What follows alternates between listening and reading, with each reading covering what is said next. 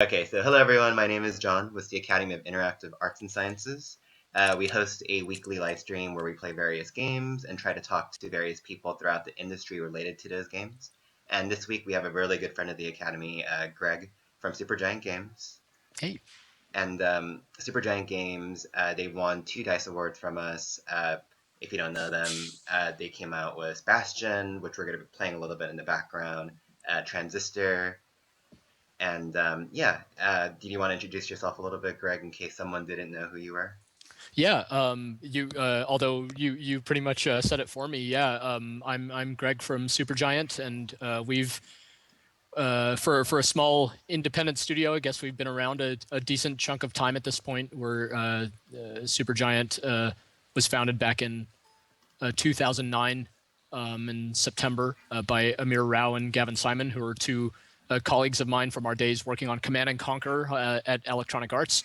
And the first game we made was called Bastion, and that came out in 2011 Mm-hmm. in the summer originally, and then we proceeded to.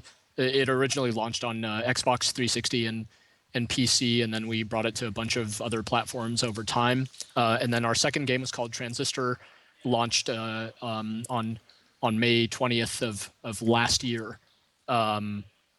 So that's kind of the games that we have under our belts so far, and we've been really happy with the response we've gotten to them. And they've done well enough for us to be able to stick together as a team and kind of keep going. That's kind of all we always wanted, was just to be able to keep making games together as this team over a long period of time. So we're been able to make it happen so far. Very cool. And I can see a lot of fans are on here, and so we're going to be taking questions throughout the stream.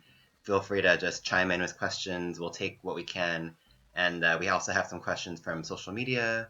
Obviously, I would assume, Greg, that we can't talk about what you're working on next or like your future Hey, projects. nothing's you can ask away, and I will I'm sure I will bullet dodge certain questions, but yeah, you can ask whatever you want. All right, sounds good. So can you? We're playing Bastion right now. I'm just curious to hear a little bit about the development history, and we actually had a Yeah. fan question asking, you had such a small development team, even smaller than now, I'm presuming. How was the development process for this game? Yeah, so Bastion, the team at the end of Bastion was seven people, and it started with just Amir and Gavin. So they kind of just dropped everything and moved into a house in San Jose, California, which was Amir's dad's house, and just started making a game. We were really inspired by just some of what we saw happening at the time among smaller independent developers. These games like Braid and Castle Crashers and Plants vs Zombies that came out around that time were these like really high quality, uh, just really well crafted and also very kind of personal feeling games where you could just kind of feel the influence of the individuals who worked on it. So that was the allure of working on smaller projects, and the original idea of Bastion we're interested in making, and like it kind of the core idea was this action RPG where you build the world around you. That was kind of the only thought at the beginning. And Amir and Gavin just went about prototyping this thing, and they started they started from nothing really. So even things like having direct control over a character and getting the feel of the basic combat, like swinging the hammer and the evasive roll on the I guess on the spacebar when you're playing on PC. There, those kind of core interactions, they prototype pretty quickly, and this like 4 week prototype of Bastion was it was all kind of uh, like artwork scanned from Dungeons and Dragons books and stuff. There was no artist on the project at this point, but Hmm. some of the feel was already there. Some of the actual like core combat that is central to the experience of playing was there, and a lot of people are they're surprised to learn that things like the narration in Bastion, which is like a pretty significant part of the experience, that stuff kind of came later. That wasn't there from the start, and so much of the actual design of the game and the structure of the game, the story and so on, happened through a more iterative process where the design of it just kind of grew over time to what felt like the sort of natural conclusion of where the idea was going. But part of having the small team meant that we could just operate very, very tactically, and we didn't need like a big design document. We didn't need to understand the full scope on day one and those kind of things. But at the same time, there was a real understanding of some of the inherent constraints of being small, which meant that all the tasks, like all the individual tasks that went into making Bastion, most of them were things that members of the team could bang out, in a day or even in a couple of hours. And if there was some really big idea that would take weeks or months or something to do, and there were things like that we worked on at our previous jobs at larger studios, we just wouldn't do those kind of things while working on Bastion because they were just out of the question when you have so few people. So it was all about like getting stuff into the game as quickly as possible, and iterating from there, and just kind of like listening to what the game, what it felt like the game was lacking, and just focusing on that part next. And one day we, especially as more people join the team, like Gen Z, our art director, and Darren Korb, who's our audio director and composer, the kind of production contributions that folks like that started to provide, it really leveled up the presentation. And and then one day we announced the game. We showed it for the first time at PAX Prime in 2010, and the response was just amazing. It was an amazing moment for I think all of us who were there, where we just expected the game to be somewhat more polarizing, especially with things like the narration. We thought some people would really enjoy it, and other people would be like, can you turn this guy off or something like that. But the response was overwhelmingly positive, and then we still had a lot.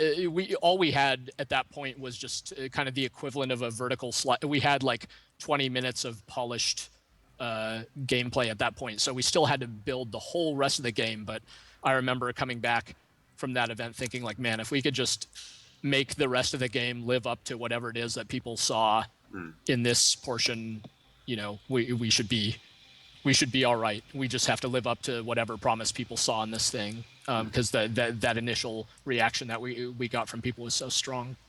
But yeah, even that is just sort of even though that is like well into the development of the game, it's still kind of in a lot of ways early in the story of how it was made, because even after it came out, it launched well and it got good reviews and stuff, but we thought it would be the sort of game that, it's a single player game that takes most people, 6 or 8 hours or something like that. So it's a game that people can finish in a few sittings.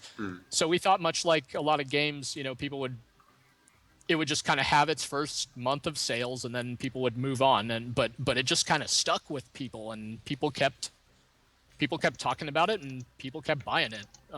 And that just put us in it just succeeded really beyond our wildest fantasies in a lot of ways, and put us in a good position to be able to go make something else. But yeah.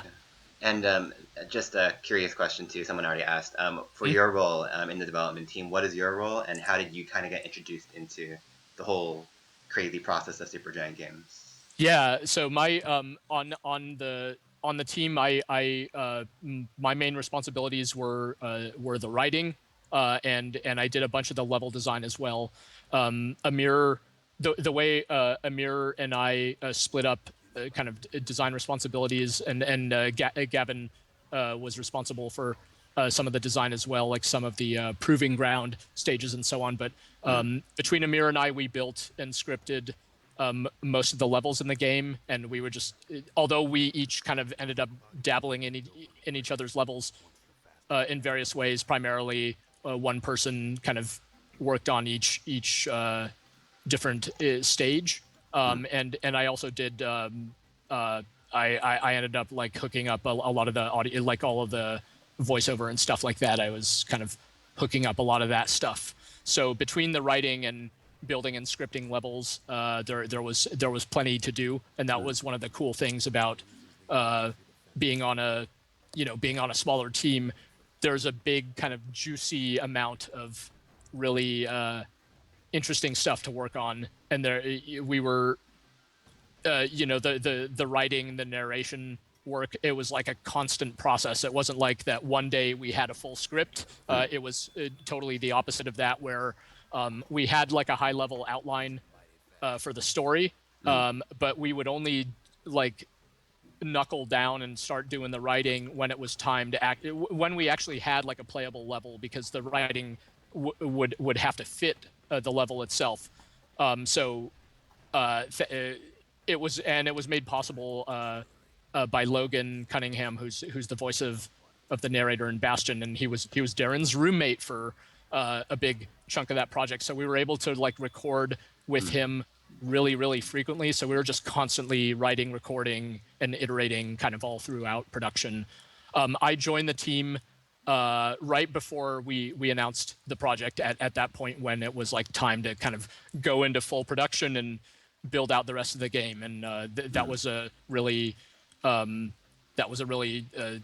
just a fortunate moment for me, because we although I left EA along with Amir and Gavin at around the same time, I didn't necessarily expect that our paths would end up crossing again that way. But I was just really excited to get to work on a game in this capacity, because it's kind of what for me, it's like a lifelong dream to be able to do this kind of work. And so I was, on a personal level, I was just very happy with the fact that the game was well received. It was very validating, because we all put a lot into it, but for me personally, I felt like I had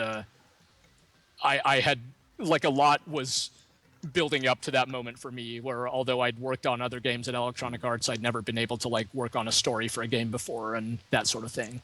That's awesome. And there's a question that kind of links to this part of your, I think, story for Bastion.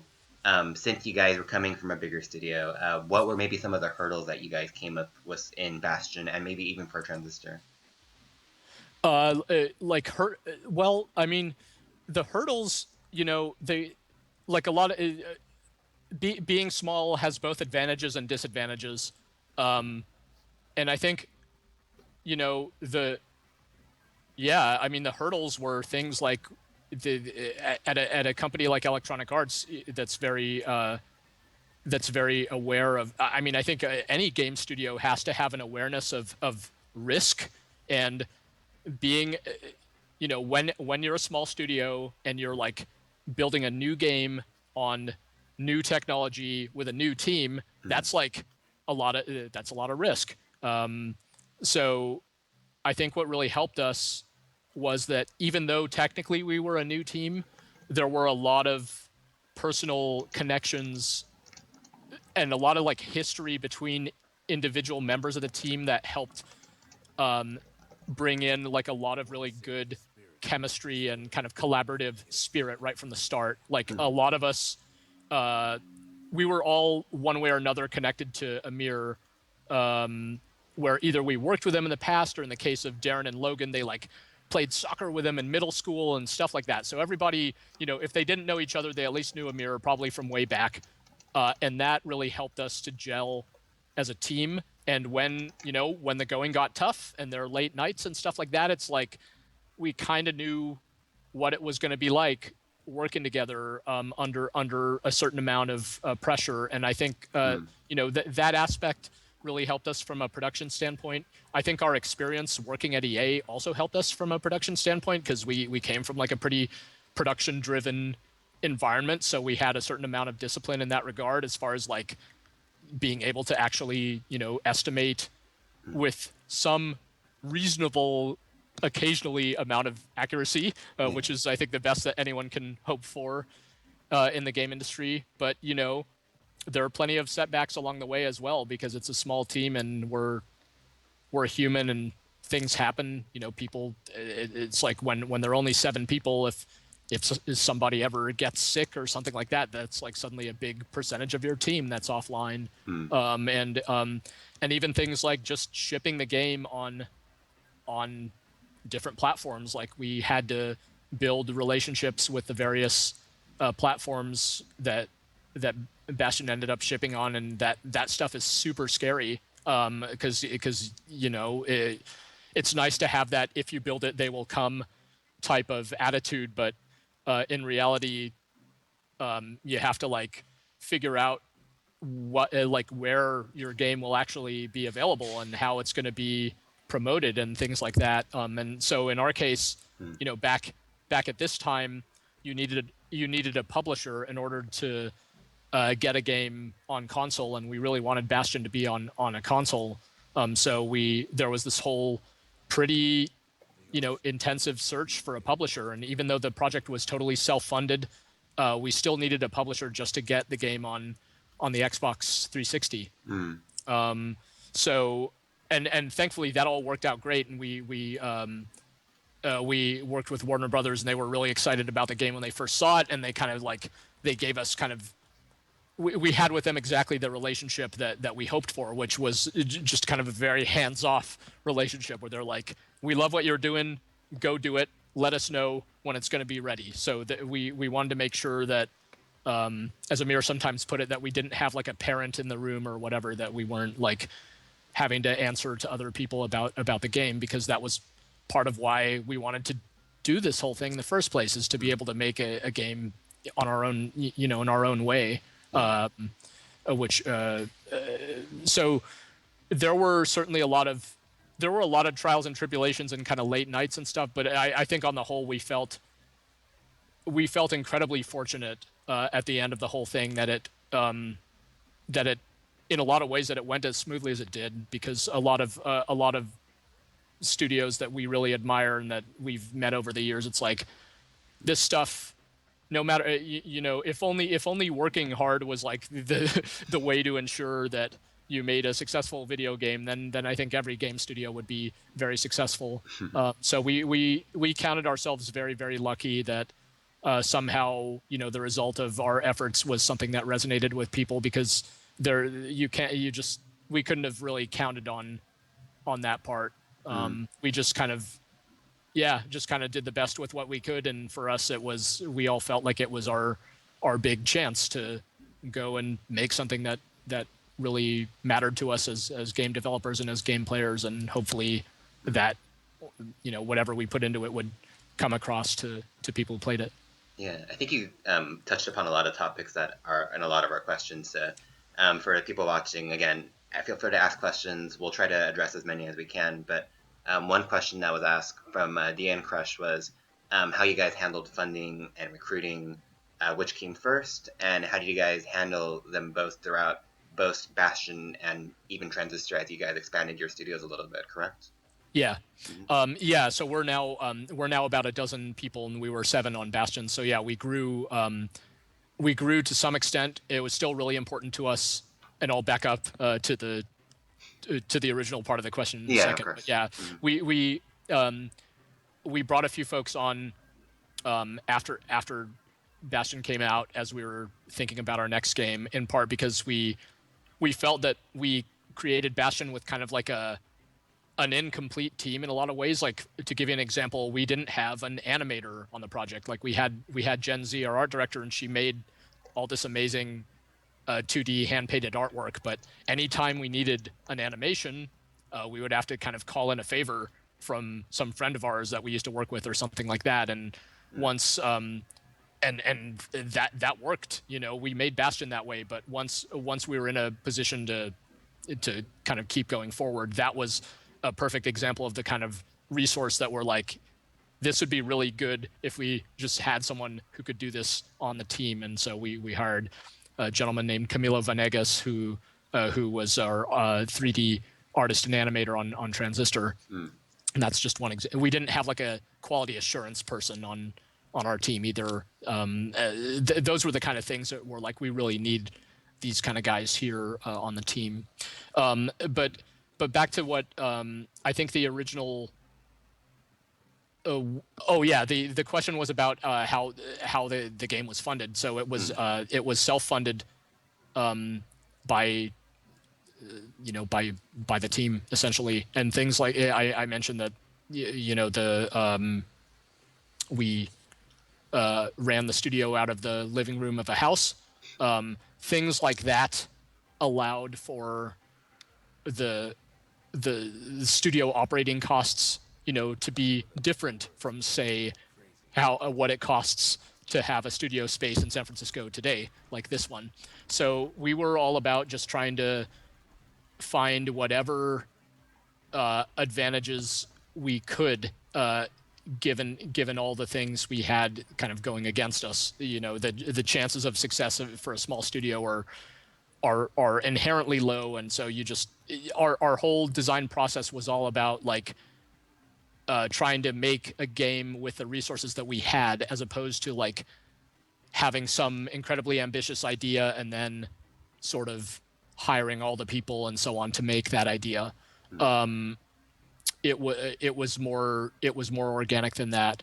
So the self-funding was something that was important to us, because we discovered like we wanted to be an independent studio, and that meant being able to make the game our own kind of our own way, and have it like be invested in sort of the risk of making it. And then so that was the case with Bastion, and then in the case of Transistor it was somewhat different, because we were no longer a new unheard of studio, and we had released a game that was successful for us. So we had more of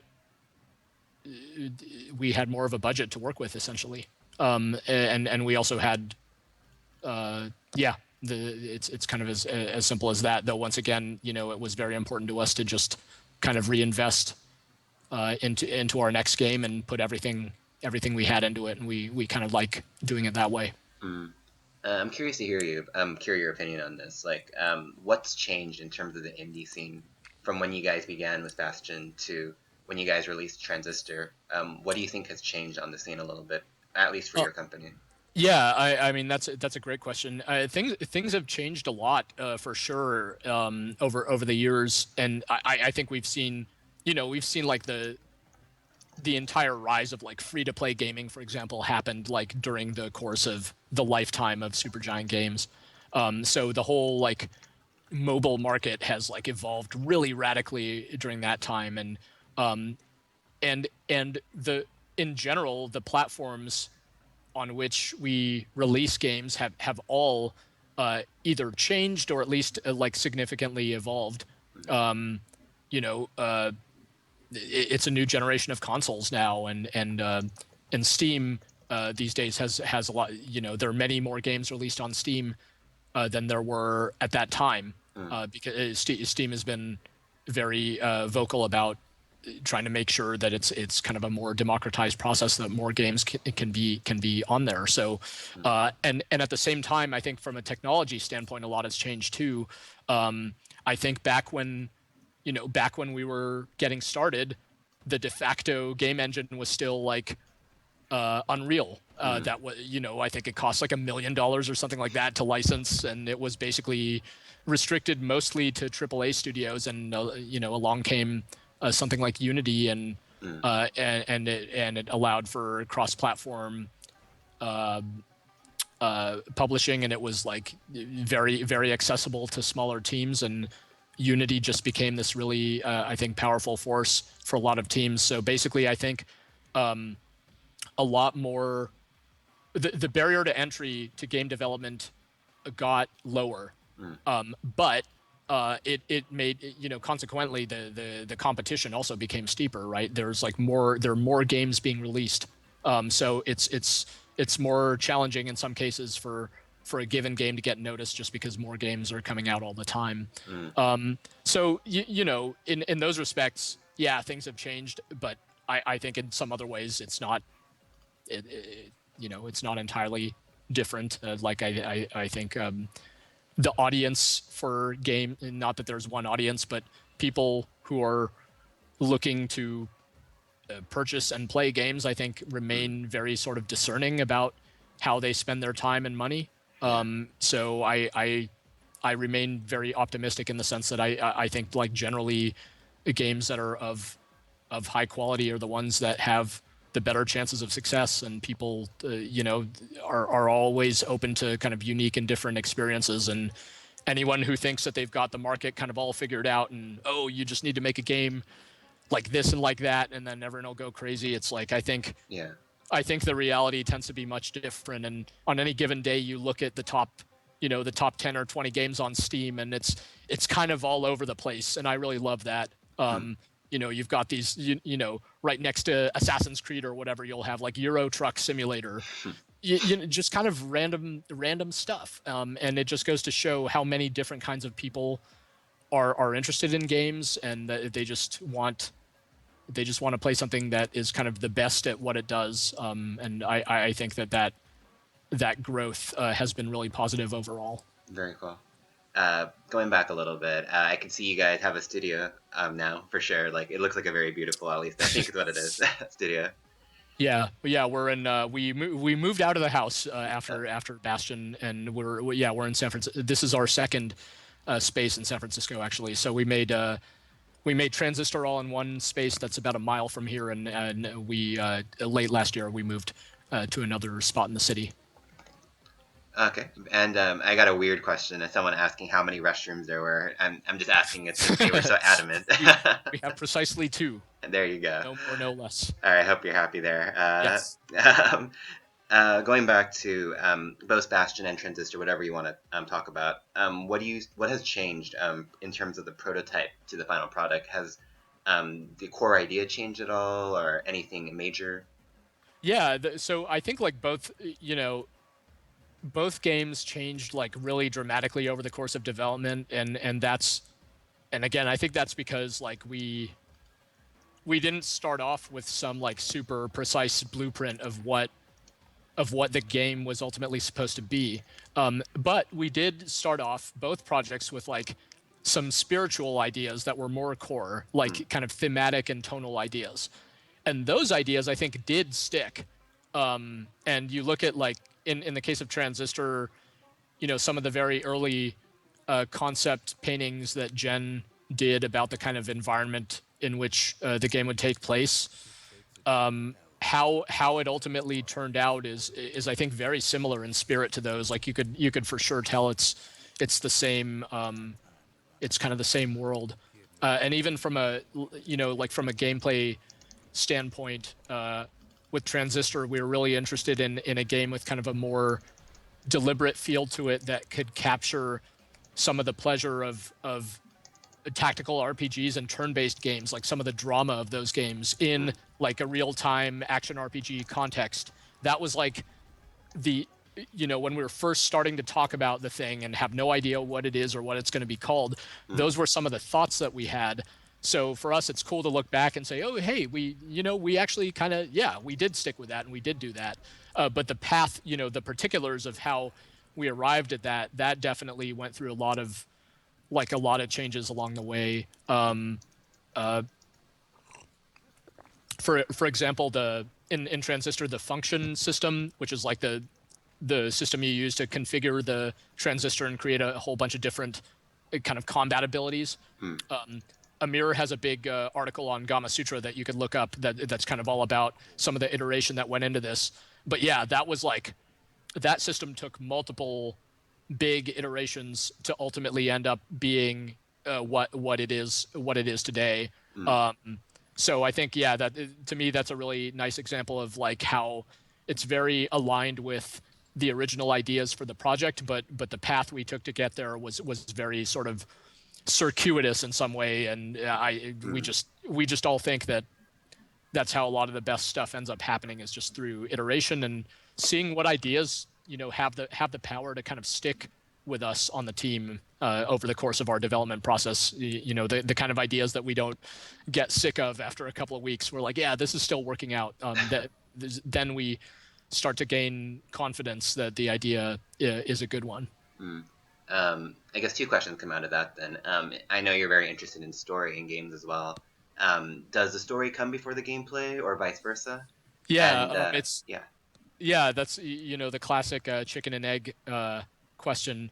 We do consider ourselves a very we're like very much a gameplay driven studio, where it starts from our games very much start from like a design place. where we want to get at something playable as soon as possible. Mm. At the same time, we are very interested in like what the full experience of that is going to be, and how there can be richness in the play experience, and that's where the narrative can be one of the important supporting factors. So we do develop our narrative, I like very much in parallel to the gameplay, but it's certainly not the case that we like start with the story and then kind of back solve gameplay onto it, Yeah. which is not necessarily invalid. I can think of a number of great games that are made more in that style. That's just like not how we do it. We do benefit from once again being small, in the sense that we just very actively try to do work to align the narrative and the play experience as much as possible all throughout, because we find the synthesis of those two aspects to be one of the things that is it can be so kind of powerful when playing video games. So we're just always looking for those opportunities for the themes of the narrative and kind of the theme of the play experience to be as aligned as possible, and to look for ways where one can inform the other and vice versa. So they do constantly sort of reinforce each other all through development, I would say. That's awesome. That's awesome. Uh, since we're getting a lot of questions about this too from Twitter Yeah. and from the chat, are there going to be any sequels to Transistor, Bastion, or does your studio really believe in sequels in general? Yeah, like we don't we believe in not knowing what the future holds for us. It's it's like the blanket answer to this kind of stuff in general is, yeah, we don't we're although we're excited to figure out what's next for us, it's just kind of too early to say in general, and we have like a never say never type of Hmm. attitude about that. Like we just really don't know. We have built both of our games thus far as standalone experiences, particularly in the case of Bastion, where it's the first thing we're working on. We're like, this may well be the one and only game we ever make, so let's just make sure that this feels like a complete experience. And we wanted Transistor to feel very much that way too. Like when you pick up one of our games, you're not going to get some whatever cliffhanger to be continued type thing. It's just, it should make you feel like you're glad you invested the time and effort to play it. That's kind of our experiential goal, and we hope that it's an experience that will like stick with you after you're done playing. And at the same time, part of what that means to us is like investing enough in our in kind of the worlds of our games to where it feels like these worlds could potentially support any number of stories. But I think that's just like a requirement of an interesting fictional setting. So we don't do that because like, I used to always, Bastion was like not planned to be like the first in a trilogy or anything like that. It was meant to feel complete, but so hopefully this doesn't sound contradictory. It's like we love the worlds of both of our games, and yeah, so who knows? But yeah, as far as plans for it or whatever, it's too early to say. And then, of course, along with that question comes the question of what are you working on next, and or do you know what kind of game you're working on next? Can you say anything? It's the same answer really, but I think like the other way I like to respond to that is I think my personal feeling is like part of why a lot of folks have responded well to our games, I think, is because our games have been able to, for one reason or another, they've been able to surprise people. And that element of surprise, I think, is really, really important. Like, it's not necessarily what reviews and stuff talk about, that like, oh, this game is so surprising. But I think the part where you don't really quite know what to expect when you go into these games is part of, I really feel, is part of what makes them work. So along those lines, I hope whatever we do will continue to surprise people, ourselves included. And I think we ourselves look for that as we explore new ideas. Like when we were making Transistor, there were a lot of things about how we made Bastion that we thought actually worked really well. Like we thought they worked well as we were making Bastion, and then the game came out and it got a positive response, so it kind of validated a lot of those decisions. Mm. And when we set about making Transistor, we're like, a lot of this stuff is the domain of Bastion. This is like Bastion's signature stuff. We have to find our own path with this new game because we were trying to make a game with its own distinct identity in Transistor. So we're happy to just kind of push ourselves to try to do things differently and see what comes out of that process. And I don't know that, we're not like the most experimental, crazy developer out there. Like both our games, both the games we've made so far, we consider them to be in the action RPG genre. But I don't think that is like. I like when people speculate about what they think we're going to do next because it's like, oh, that's interesting because that's not necessarily how we think about it ourselves. We just we like to keep our options open and see what happens. That's awesome. I'm curious to hear in the chat if anyone has an idea of what you guys are working on next, and if they'll predict correctly. I know your studio also likes to make sure your game is on as many platforms as possible, at least in the case of Bastion. We got questions for Transistor as well in terms of, is it going to play on more platforms like the Xbox One? Do you have any response to that or?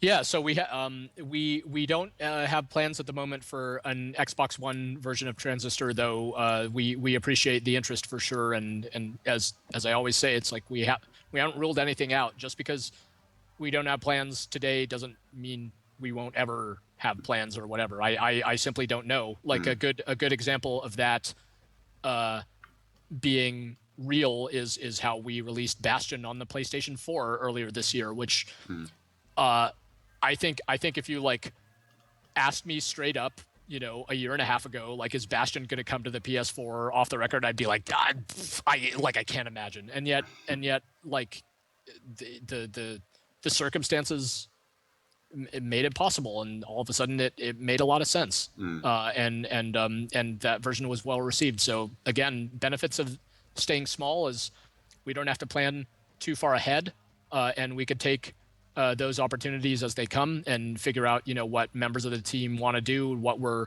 available to do, and so on. And conversely, being small, one of the disadvantages means that bringing one of our games to a new platform is a significant undertaking. We would love to just snap our fingers and have all of our games available for every platform and be perfect, in every version. But the reality is, those are focused efforts that require a lot of our bandwidth, and anything that is that kind of development undertaking, it's like it comes at some cost, it comes at some trade-off, and we have to weigh those decisions super, super carefully before we bite them off. Yeah. So that's like, we really appreciate hearing from folks about when they about wanting to see our games on platforms for which they're not currently available, and that interest definitely weighs into our decision making. But yeah, none of that stuff comes free. So we just try to make those decisions as deliberately as we can, and try to make sure each version of our game is as we put it, we want each version to be the best version, essentially, because most people who play one of our games are not going to like double dip on both Steam and iPad or something like that. They'll just play the game on iPad, and if they heard Bastion's this cool game or Transistor's this cool game, and they don't have a positive experience on the version that they play, like that's not okay for us. So we have to make sure that we have to do that work to make sure that each version is great, and that just takes a lot of time and focus.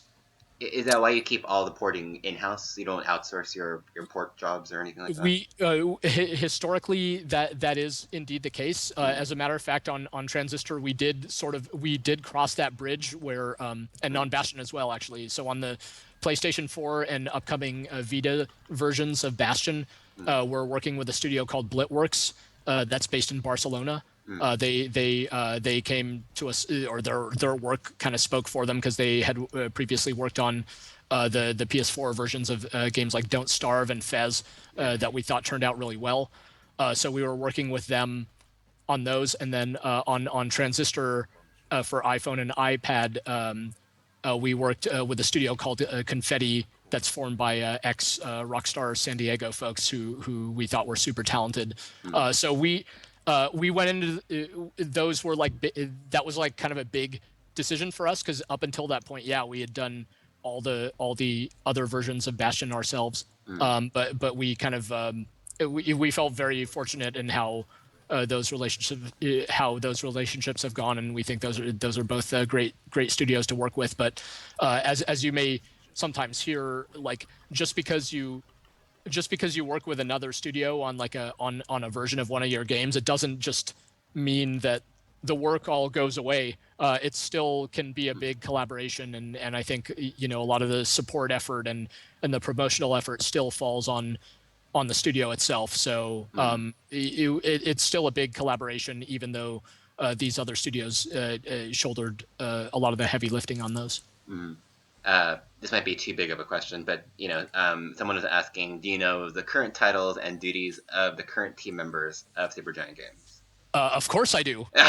Yeah, I mean, so because we're only 11 or 12 people. I mean, you could see all the individuals and job functions are listed on our website. Actually, there's a team tab, and all of our faces and backgrounds and jobs are on there. But yeah, basically, we have between 1 and 3 members of different departments. We have one audio guy and Darren. We went from 1 to a whopping 3 artists between Bastion and Transistor. So it's Jen and Camilo, who I mentioned, and Josh Barnett, who does our visual effects and user interface.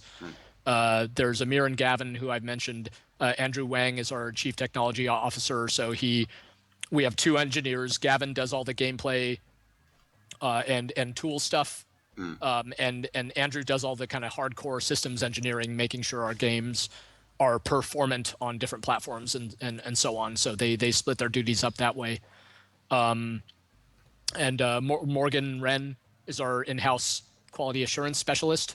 And we have a gentleman named Michael Ailshire who runs our studio day to day and keeps the lights on, helps fulfill all the store orders and stuff like that because we have our own merchandise store. He's actually working with another guy named John Paul works on that. And then, of course, there's Logan Cunningham, who's our voice talent, our resident voice actor that we consider part of the team. That's basically everyone. Yeah, that's awesome. I don't think I forgot anyone there.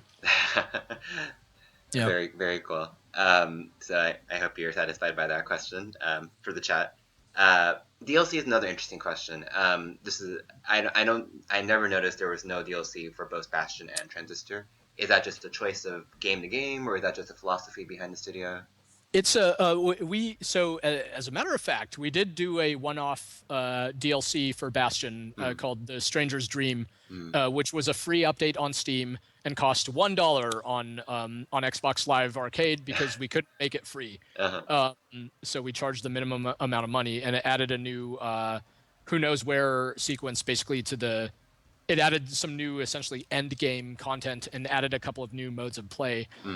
It was something that we wanted to try as a one-off, and it got a great response. But like the thing for both Bastion and Transistor was, as I mentioned before, it's like our focus was very much on creating like a complete experience in those games. So they just didn't lend themselves to like, and now here's another, here's like an epilogue story or whatever. Like we felt that type of content would really like undermine what the core experience of the game was, and we didn't want to we also didn't want to like undermine people's original experience with those games of like, oh, now you have to get the DLC to get the full story or something like that. It in short, it just didn't make a ton of sense to us in the traditional way, given how those games were constructed. But we have like nothing against it or whatever. Like for some games, it's awesome. And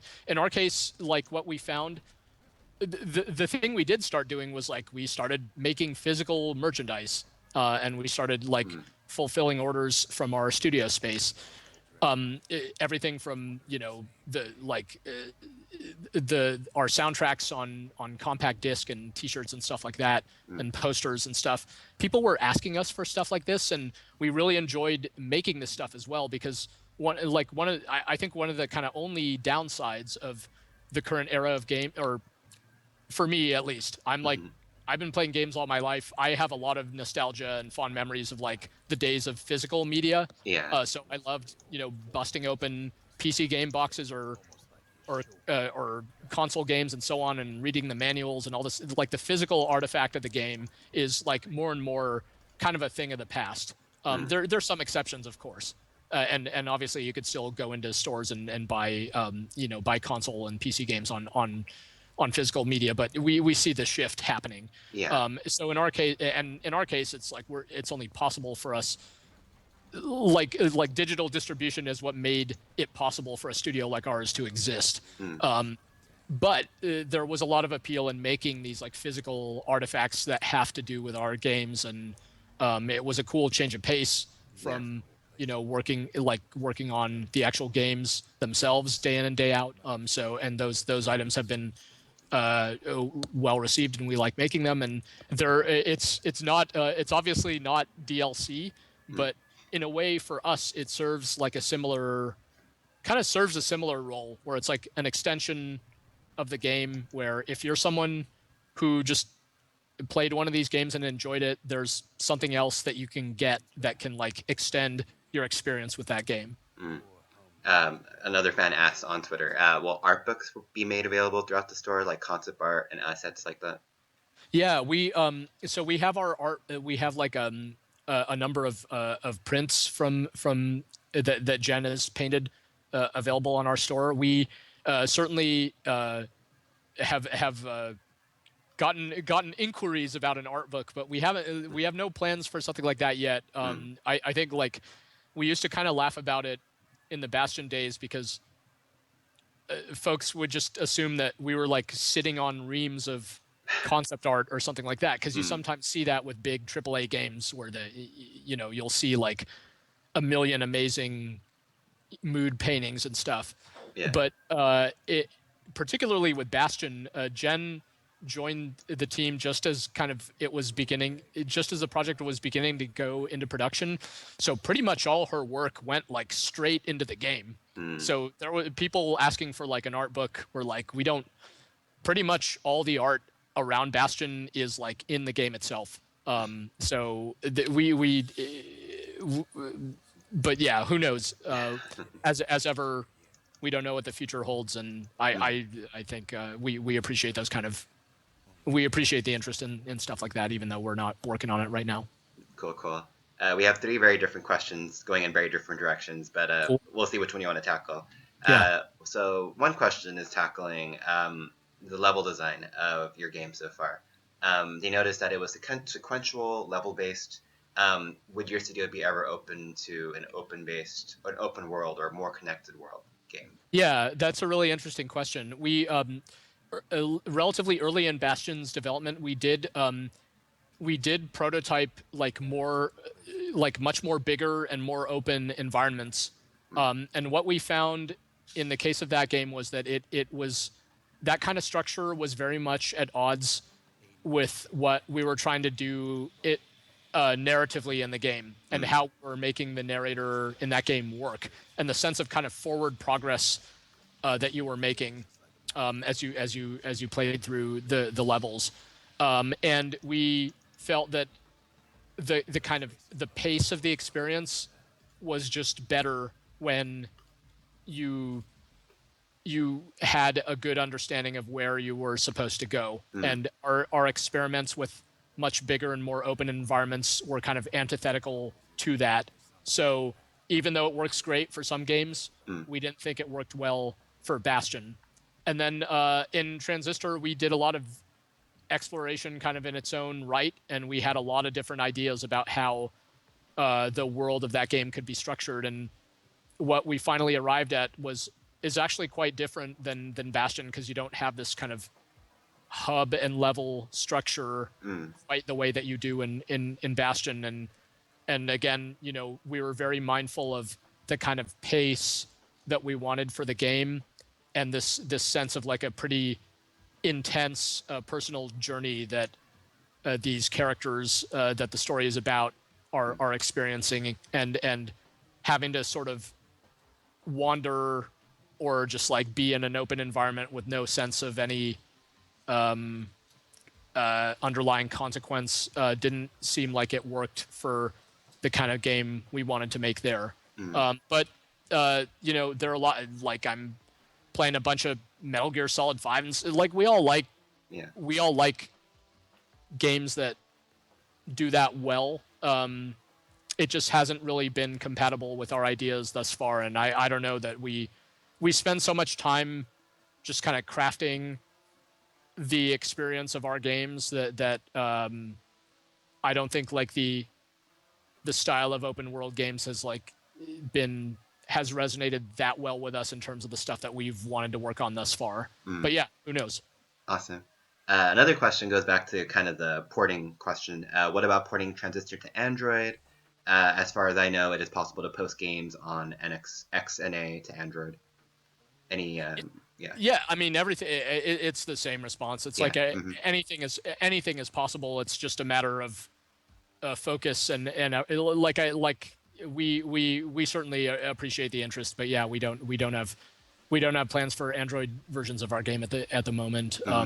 Just for the reasons I mentioned before. Yeah. Just kind of people should by all means keep hammering us via email and Twitter and whatever. Like we're happy to see the interest, and we wish that like I said, that our games could just be available on everything under the sun and work perfectly and all that stuff. But the reality is we have to make those kind of choices very, very deliberately, and we just haven't been able thus far to get to everything. Our own failings as human beings. Well, an interesting question going along is that I've noticed your studio and some other indie studios as well. Even though you guys are very small, you guys are very engaging with your community, whether it's at PAX or it's on Twitter. How important is that for your studio, and how do you make time to do that, even with such a small group? Yeah, so it's for sure. It's like so we've gone to every PAX Prime and PAX East ever since we first announced Bastion. So this was I think it was our 6th consecutive PAX Prime, and yeah, those are really great times for us to like meet and interact with people who've played our games, and just we have these really fun moments there where sometimes, like not infrequently, people stop by and say like, are members of the development team here or something? It's like, yeah, it's just us. Like, who do you think makes this booth? We don't like hire these people, and people are always blown away by that. And I think like there's two sides of it, right? There's the part where it is, back to the thing I was saying, where like when you're small, you have to dig for any advantage that you can get. And one of the advantages of being small, I think, is that, yeah, you could just kind of put yourselves forward as a team and kind of make it more personal as to what you do. And I think when you know that human beings made something, it's like you tend to sometimes you kind of like it better across almost anything, whether it's like a cup of coffee or a video game or whatever. You don't like to feel like the stuff that you enjoy was made by, monolithic faceless corporations. You'd rather it be made by humans. So I think developers, there's a real benefit to developers like making themselves and their intentions with their games plainly apparent as much as possible. And so that's like that's like the business side of it, right? But there's the part that's just much more natural, where like you want to do it. It's great to get an email from someone who enjoyed one of our games and like to reply to that person and say thank you. I'm really glad you enjoyed this. And it's real gratitude on our part, and then you probably kind of made that person's day just by responding to them. So it's just kind of doubly awesome. And how do you make time for it? You just do. I mean, it's just totally worth it. Mm, We as soon as we release a game, like that game exists in perpetuity, and we have like an ongoing commitment to that. You feel like mm, it's like a it's like your child or something. There's like a weird analogy there. Like the game starts to have its own identity for sure, mm, and there can be like a fan culture that emerges around it that you as a developer kind of have, in some ways, have nothing to do with, but you do have like an ongoing responsibility toward that game. And if someone has something to say about it or a question to ask, if you're not going to answer it, no one, maybe no one will. So I think we just all feel like it's just worth um, it's worth making time for that stuff. It's super valuable. It keeps us going. mm. Just like anybody, we we are like morale is important to us, and when we go to PAX and we meet with folks who are like really excited about our games, it's a big boost, and we come back from a show like that feeling Mm. invigorated and excited to keep going forward. So I think those interactions really help in that regard as well. Very cool. And then off to another pivot here. Uh, we have a couple questions about speedrunning. What do you Yeah. think about the speedrunning community, both in general and with your games? That's my first question, and I'll go through other questions after that. Yeah, I mean the speedrunning community I think is like pretty astonishing, right? Like Mm, it's amazing. As like a subset of you asked much earlier, like how have things changed since mm, when we got started? One obviously, or a thing I kind of grossly overlooked is how is kind of the advent of kind of streaming culture, which mm. hasn't been around for that long. It was certainly not as big of a deal then, Yeah. and some of the facets of that, like speedrunning, like the kind of the feats of human skill on display through video games are just amazing as feats of human skill, and that it Mm, happens to be around like rushing through Dark Souls or something like that mm. makes it all the better, like for someone like me. Yeah. So it's been really cool to see our games get picked up sometimes by speedrunners, because we haven't like designed them with that in mind necessarily. Mm, And I think that I I personally think that like part of the purity and like just the awesomeness of speedrunning is that it is so homegrown by the community. Like it's sort of injected onto games that weren't designed with it in mind. So part of speedrunning is often just sort of taking advantage of, it's like potentially using glitches or problems with the game to like create these kind of beautiful results that shouldn't be possible, mm, that the developers never anticipated. And I think that's really cool.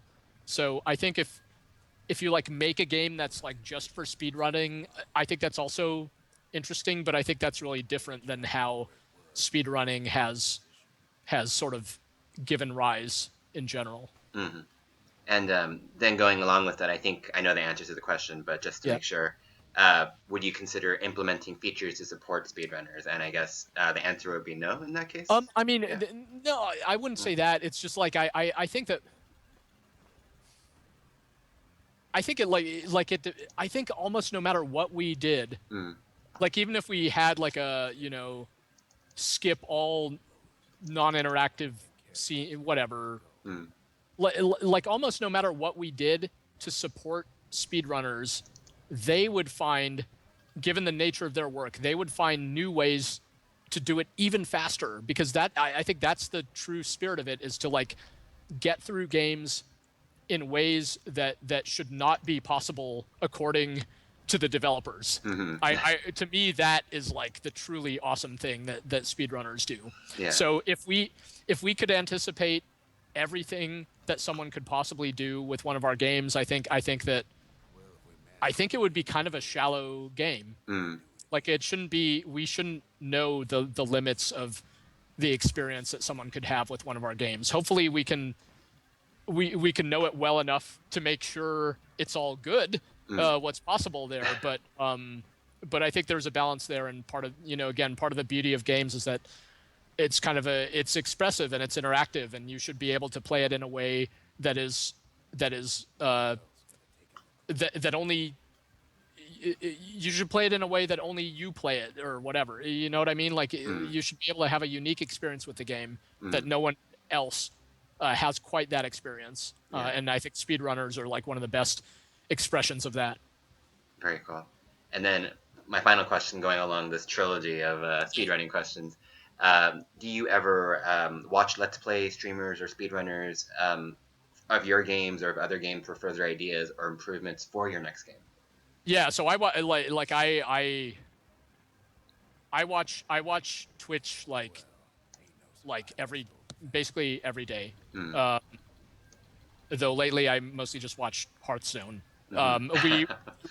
We for sure watch, like especially around the time Transistor came out. Yeah. We for sure were watching a lot of people stream it, and it's a crazy experience. I think it's different for all of us on the team, and part of it is like you're kind of, for me personally, I'm kind of cringing through it. I'm like, oh God, what are they gonna, what? It's easier for me to like read a review Yeah. of a game I worked on than to like watch someone experiencing it in the moment, even when they're having a really positive experience. There's just something that's like so personal about it that it has that like voyeuristic feeling of like I feel like I'm invading this person's space. But that's only with regard to games I've worked on, and I don't think that's true of everyone here. That's just my own weird thing with it. But Mm, yeah, I mean, it's really interesting and fascinating and important to watch people play your own game, and we do a lot of that during development. We get friends and other game developers we know to come in and play what we're working on and watch them, mm, and we try never to interrupt their play. We just observe and see what they're going through, because that's how you really know whether the game is kind of working mm. as you hope or not, or whether someone is having like a good, a positive or interesting experience with it or not. Um, so yeah, I think being able to observe, being able to observe people play, there's still people streaming both like Bastion and Transistor Mm. on Twitch from time to time. I just we think that's really cool that again that the games have resonated with people enough for that, because they're not necessarily the kind of games. There are actually many aspects of our games that make them not that great for streaming. Like particularly our use of narration is Mm. kind of like streamers often want to talk over what they're streaming, and in our games someone is kind of talking for a lot of it, so Mm. that part doesn't work that well, but hey, people make it work anyway, and we just think that's really cool. Awesome.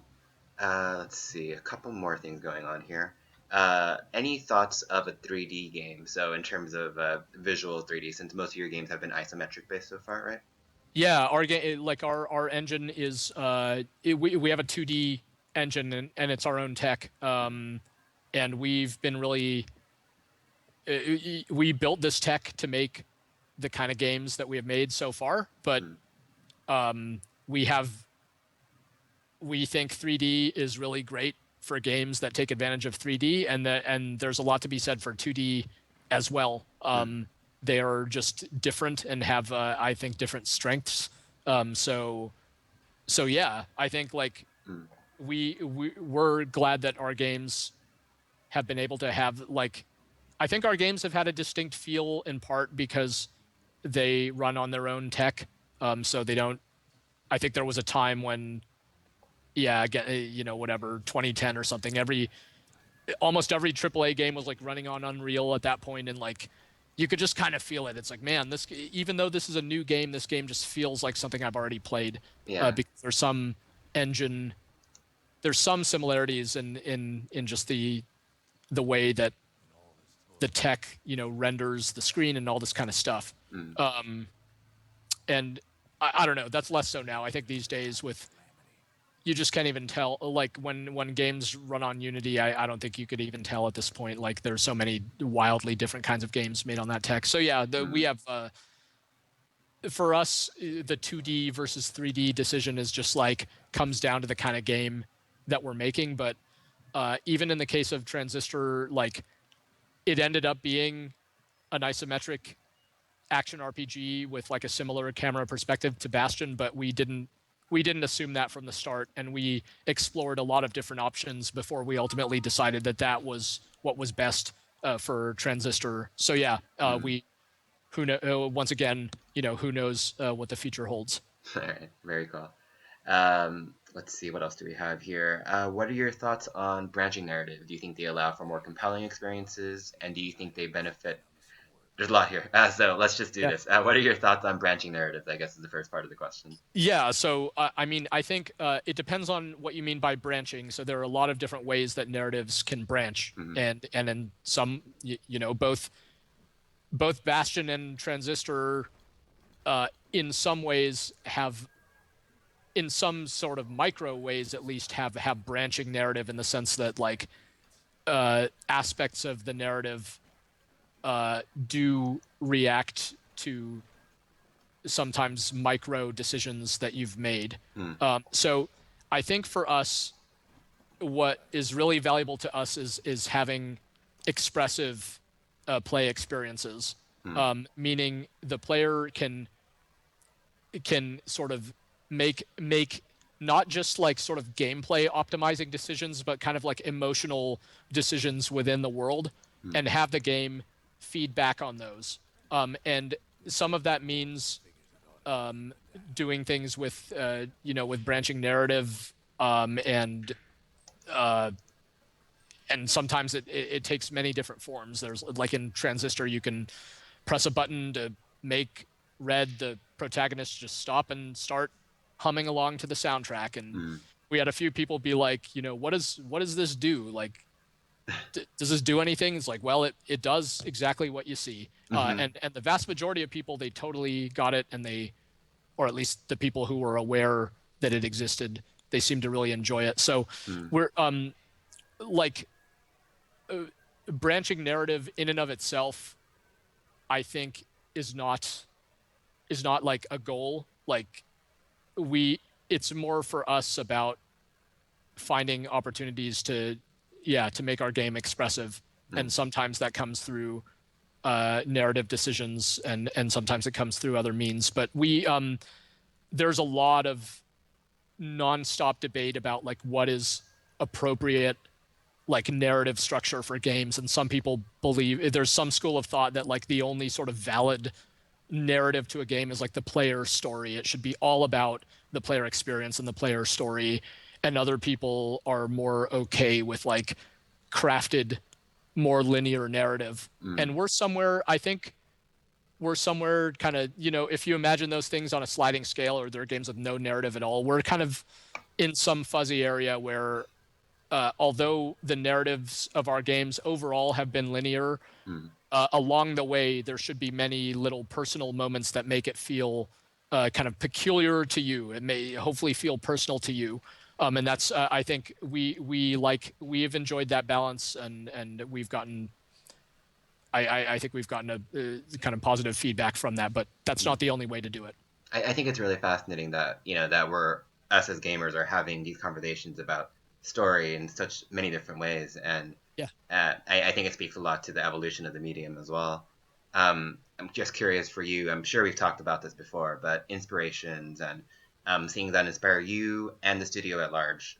Anything in the general medium or in game medium, what inspires you? Yeah, this is like I'm always like strangely at a loss to answer this, because it's so hard to pin anything down, because Mm. it's really just so much. I could talk to you all day like just about game inspirations, right? And Mm. and even with those, I'm like I'm reluctant to name names, because Yeah. it's so many random things from different genres, from different eras. Mm. Like we definitely took inspiration from the kind of golden age, like 16-bit era of like the Super Nintendo, kind of mid to late 90s. Super Metroid, Chrono Trigger, all that stuff. But that stuff is like everybody drops those, like, name checks those games, Hmm. So it's like I think it like sells our stuff short to even mention some of that stuff by name. And there weren't games on either of our projects where it's like everyone on the team, you must play this game. Like these 3 games are, we're trying to make a combination of these 3 things. It's just never. It's much more like organic than that, where for different bits and pieces of it, there are different games that come to mind. And again, this is really only just games, and it doesn't even begin to scratch the surface because there's music and there's artwork and then there's movies and comics and literature, all that has informed different aspects of different individuals' work. So the kind of the best. It got to the point where we don't even talk about it internally because when we start talking about, because our influences are that personal, like certain books that have inspired me from like a writing standpoint, like it's not necessarily relevant to our art team what books have inspired me from a writing standpoint. And in fact, like what I see in those books may be so personal to where I couldn't even really articulate it to them. Like it's not even relevant. And I think similarly, they as visual artists would take similar. It could have similar references. There's some more kind of overt references in some aspects. Like for example, Jen, our art director, consciously took inspiration from the Art Nouveau movement for aspects of Transistor's visual design. These artists like Gustav Klimt and stuff like that some people have picked up on as there being kind of callbacks to that Art Nouveau style. And but that's just kind of one facet of one part of Jen's inspiration for the visual style of that game. So that's part of what's exciting for us about working here. Hopefully for all of us is like we just, since the departments are so small, people can, when it comes to music, for example, it's like the buck just stops with Darren. Like he's got all his musical influences and none of the rest of us even really need to know what those are because he's just going to make the music. He knows kind of what we're going for experientially, and he's going to tap into his whole life experience around music to create that aspect of the game. And so we have this very much kind of melting pot type of development process in that regard when it comes to influences. Very cool. Random question that we also have: who would win in a fight, the Kid or Red? I think the correct answer is they would not fight. they would sort it out. They would sort it out some other way, rather than resort to fighting. But I think if they had to have, for example, a non-violent practice fight of some sort, I think Red is inherently the more powerful character because Red can move at lightning fast speed and just show up behind you and hit you a million times in the back and blow you up. Whereas the Kid is more restricted to the laws of reality around him. But the Kid is while not strictly a fighter, is much more of a scrappy character by nature. So he's been in a lot more fights than Red prior to the events of Bastion as compared to Red from Transistor. She is by no means a fighter by nature. She is not someone who kind of chose to have to do what she was doing, whereas the Kid is, while not of a violent nature, has looks to be someone who's been through a bunch of scraps in his life, and the Calamity just happens to be the biggest one of all. But yeah, hopefully they wouldn't have to fight. And then another question along those lines. Maybe we kind of touched upon this. Is Bastion and Transistor in the same universe? That's I love that people ask that. That's the sort of thing, like, I think the worst thing I could do is be like, no. Because the fact that someone asked that question means that someone has found the potential for there to be a connection between those games, and I think that's great. It's like I could say that we, if we wanted it to be blatant or whatever, we would have said it's Bastion 2 or whatever. Or like there's no there's no point in Transistor where it's like, haha, and this all takes place in the world of Bastion. But we like to keep aspects of our games open enough to personal interpretation, that people can find some of those little breadcrumb trails and see where they lead. And I think that's super. I think that's like, again, just part of the beauty of games is that they're like interactive, and part of that interactivity to me means an openness to interpretation. And so I love it when people have. I've read some really elaborate, like really well thought out theories on both Bastion and Transistor about what's kind of really going on in the worlds of those games and what those games are really about. Yeah. And what makes me really happy whenever I read one of those things is that they're always based in there's always some amount of kind of what I like real truth to them, in the sense that like when I read those things, I go like, this person is picking up on things that we did very consciously as developers put in, but we consciously put in some of those things to be open to interpretation. And I think if these games were like completely limited to some kind of like purely canonical, like, no, this is the right like didactic way of interpreting those games, then they would be less interesting. If that makes sense. Yeah. Let's see. We'll take about 3 or 4 more questions here. Another question is about VR. Both for you and the studio, are you guys interested in VR, developing for VR? What do you think about the media? Yeah, that's a really, VR clearly has been a kind of a hot topic in the game industry over the months, and I think like many others, we are watching it very closely. I think we are not, we're not like we're not as what's the word?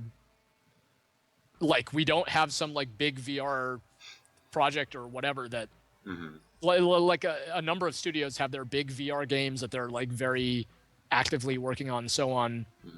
For us, it's not as much inherently down our alley as like we haven't been making first person narrative experiences and stuff like that where it's like, oh man, this is just has some super obvious synergy with VR. So we, from that perspective, it's like not been our priority. But it's really, we find it very interesting, and anything that like expands the kind of experiences that people can have with games is just inherently exciting to us, because we want to continue to see games as a medium thrive and expand and grow, and VR seems to have a lot of potential to do that, and just more and more people who have like experienced it firsthand or are working on it day in and day out are like, you clearly feel so passionately about it that it has that potential. So I'm excited about it from that perspective. I compare it to something like, when like motion controls were a really big thing a number of years ago. There was always a ton.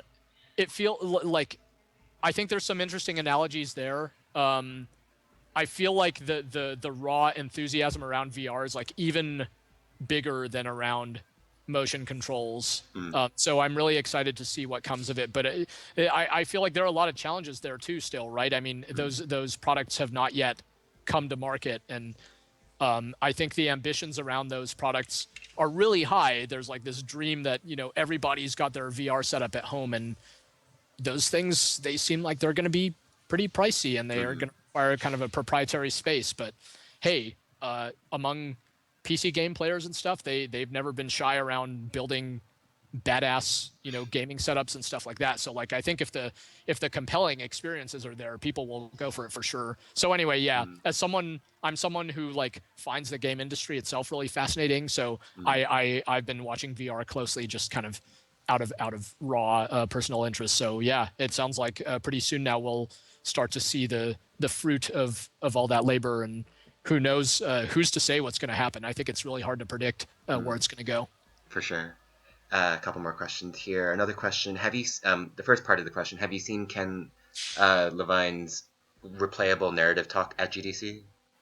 I have seen parts of of Mr. Levine's replayable his kind of narrative Legos type Hmm. thing. Is that I think that may be the term he uses there. Yeah. So yes, I'm yeah. I mean, A- I'm a huge fan of Ken Levine's work in games over the years. So And I guess the question is, if so, what do you think about the topic in relation to, I guess, your games and your studio's philosophy? The comment goes on to say, I know that this opportunity was in Bastion, but it looks like Transistor was only meant to be played once. What do you think about that? yeah, And like I think for me it comes back to the like the to me it's similar to the branching narrative question if I understand it correctly. Like Mhm. I think for us like when we set out to make something like we're not for us it's not like that abstract of a process. Like we're not inherently interested in like exploring like branching narrative as a concept. Like there's some experiential goal that we want to achieve, Mm. and if and we want players to be able to express themselves probably within that experience somehow, and then we're just going to try to find the opportunities to do that along the way. But uh, we're just like the as I mentioned before, ultimately our games are more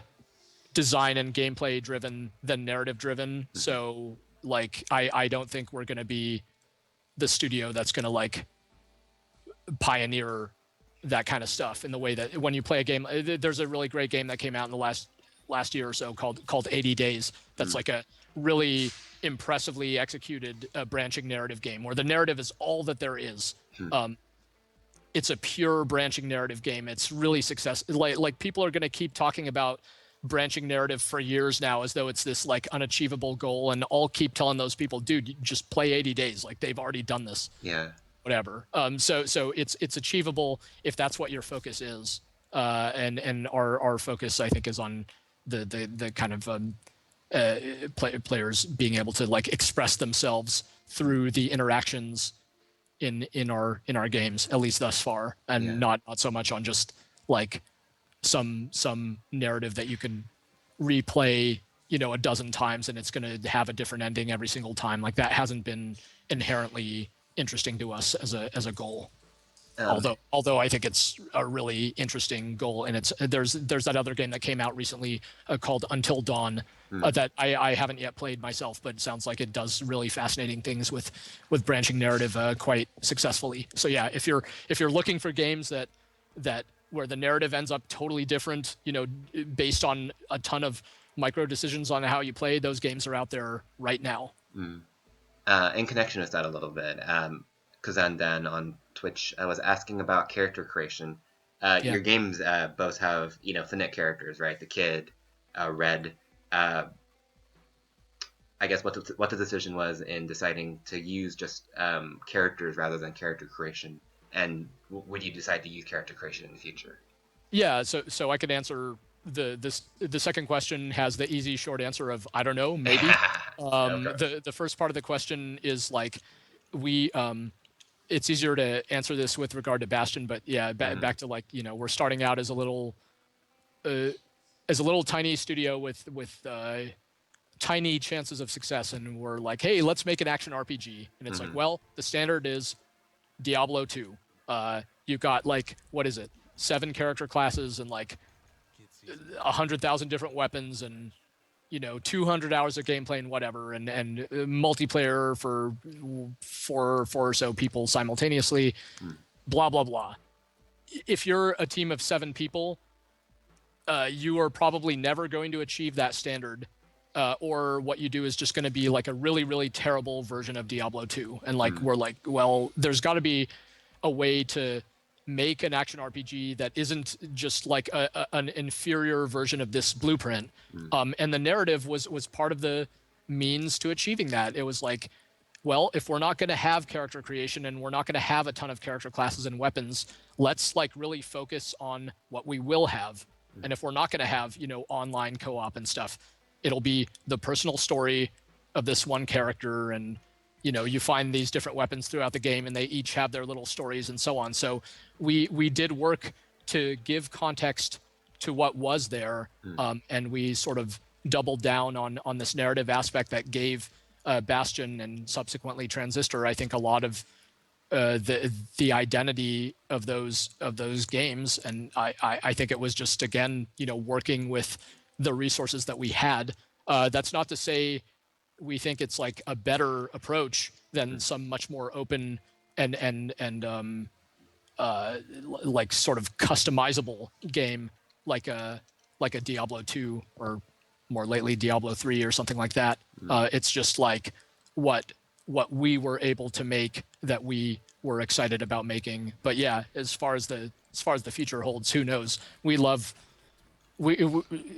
Diablo 2 is like a huge design influence and inspiration among many others, as I mentioned. So it's like even though you don't see a lot of the particular mechanics of Diablo 2 and something like Bastion, spiritually for sure, it's something that we love a lot. Very cool. And I guess our last two questions, since I know we're taking up a lot of your time here. Oh no, yeah. What games have you been playing, and what games have you been enjoying this year? Yeah, well, I mentioned my hopeless Hearthstone addiction already. Aren't we all? Aren't we all? Yeah, that I started playing that kind of as soon as Bastion was done, and just kept playing that ever since. So that's been my mainstay. But I try to keep up with all. I mean, I just try to play stuff across the board as much as possible. Stuff I really Bloodborne is probably my favorite non-Hearthstone game this year, and played an awful lot of that. Really enjoying still Witcher 3, and I mentioned Metal Gear Solid 5. So I don't actually inherently love open world games, so it's interesting that two of my favorite games this year are both open world, and even Bloodborne to a certain extent is kind of open world as well, although not in the traditional way. But those are just as far as like AAA, tour de force type productions go. Between Witcher 3 and Metal Gear Solid 5, I'm good on that type of experience for a while. And then meanwhile, there's the stuff like Undertale that I started playing recently that's just like very charming and has a ton of personality and seems very interesting. I played a game called The Beginner's Guide. I actually played it before it came out, but that came out in the last few weeks, and I think is like a really fascinating narrative game from the creator of the Stanley Parable. So if you're familiar with the Stanley Parable, you probably can't even imagine what that guy would do after that. And yet it's like, I think it's kind of perfect as a follow-up game. And it's just a really interesting game about games. Yeah. There's been just a lot of stuff. There's a game called Her Story earlier this year, made pretty much almost entirely by one guy, that I thought was like really well executed, and just another really interesting example of like nonlinear narrative. So yeah, man, games are always under fire, and always subject to a lot of criticism, but at the same time, I think like when we look back on this period, I think it's pretty possible that we're like in the midst of some kind of renaissance right now, that there's just games are going off in so many different directions right now, and so much interesting stuff is happening. There's an awful lot of noise and clutter, but if you know where to look, there's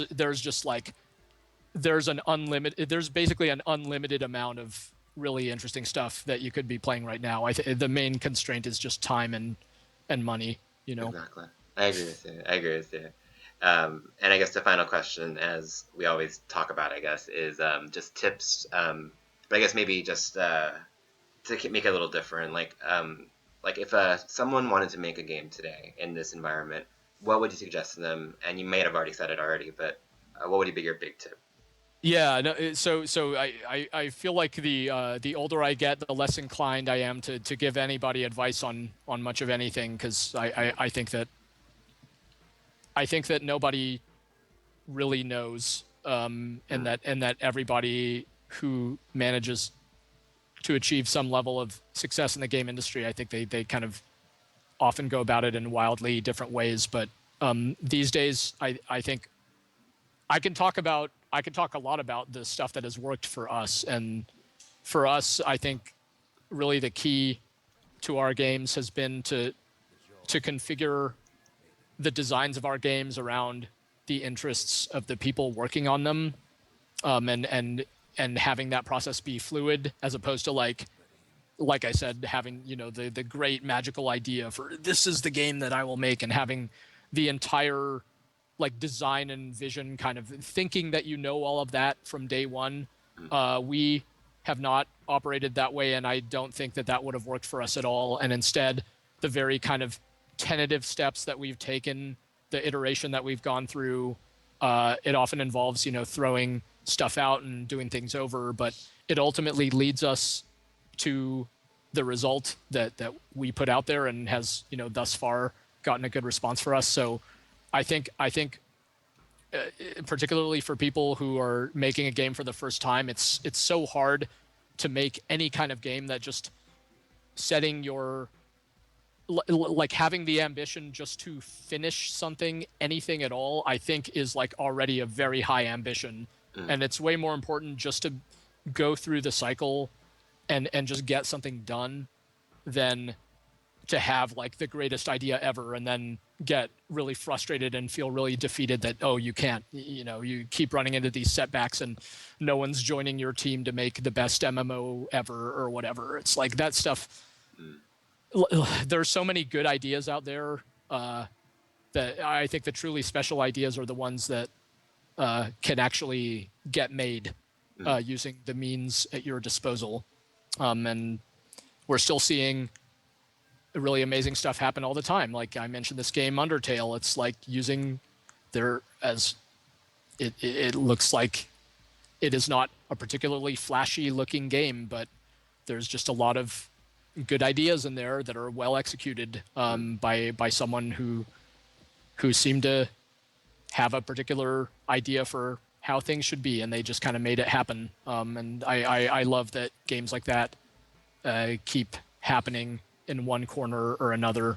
So I think that things like that are really inspiring. And yeah, but like I said, the barrier to entry is low. So someone whenever people are like, how do I get started making games? It's like the free tools and tutorials, they're out there. And so there's never been a better time to just go start banging on that stuff and go through those tutorials and figure out if it's right for you or not, or which aspects of that process you have talent and interest in, and so on, and kind of take it from there. Awesome. I know we've taken up a lot of your time, even though I know you say that we haven't, but it's been an hour and a half, and so I didn't even realize how long the time was going. I can blab. No, it's great. Thank you so much for your time. Yeah, thank you so much for your games and your studio's games. We have a blast playing them, and thank you to the chat for providing questions. Thank you. And this will all be on YouTube archives tomorrow morning, so we'll tweet it out, and we'll send it to Greg and his team as well, so you guys all have the archive and stuff. And yeah, next week we'll have what are we having next week? The Broken Sword people, Charles Cecil, and we'll have a talk with them. So again, thank you to the chat, thank you to Greg, and until next week, guys. Thank you so much.